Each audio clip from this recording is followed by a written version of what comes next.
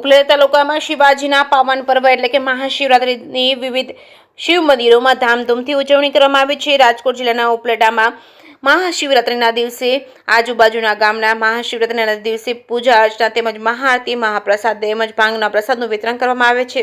હરિભક્તો અને બાળકોને પ્રસાદી રૂપી ગુંદી, ગાંઠિયા તેમજ ફરાળમાં બટેકાની વેફર તેમજ ચેવડા તેમજ ભાંગની પ્રસાદી લેવામાં આવે છે। આજે શિવરાત્રિના પવિત્ર અને પાવન અવસર પર ઈસરા બનેશ્વર મહાદેવ તેમજ ઉપલેટાના સોમનાથ મહાદેવ તેમજ રામેશ્વર મહાદેવ, ત્રિલોકનાથ મહાદેવ તેમજ બાલા હનુમાન મહાદેવના મંદિર ખાતે તેમજ તાલુકાભરના વિવિધ શિવ મંદિર ખાતે પૂજા અર્ચના મહાશિવરાત્રિના દિવસે હરિભક્તો ઉમટી પડ્યા હતા।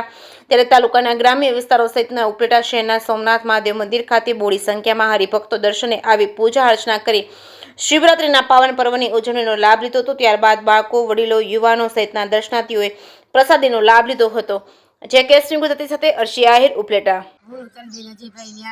આજે સોમનાથ મંદિરના પટાંગણમાં દર્શન કરવા આવેલી છું અને ભાવિક ભક્તજનો પણ આવેલા છે। સોમનાથ મંદિરમાં બહોળી સંખ્યામાં માણસો આવેલા છે અને બટુક ભોજનની પ્રસાદી લેશે।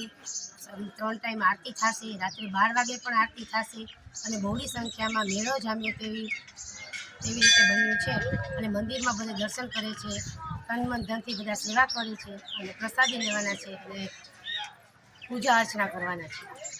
જય રામેશ્વર મહાદેવ, હર હર મહાદેવ। આ રામેશ્વર મહાદેવનું મંદિર કાળા નાલા પાસે આવેલું છે। આ રામેશ્વર મહાદેવ મંદિરમાં આજે 4 પહોરની આરતીનું આયોજન કરવામાં આવ્યું છે, દીપમાળાનું આયોજન કરવામાં આવ્યું છે। ત્યારબાદ બપોરની આરતી બાદ ભાંગનું વિતરણ થશે અને હજારો શિવભક્તો અહીં પ્રસાદ લેશે ફરાળ રૂપી અને બાળકો પણ બટુક ભોજન કરશે અને આ શિવરાત્રિનો ઉત્સવ સમગ્ર ઉપલેટા તાલુકામાં દરેક શિવ મંદિરમાં સરસ સારી રીતે ઉજવાય છે। હર હર મહાદેવ, જય રામેશ્વર મહાદેવ।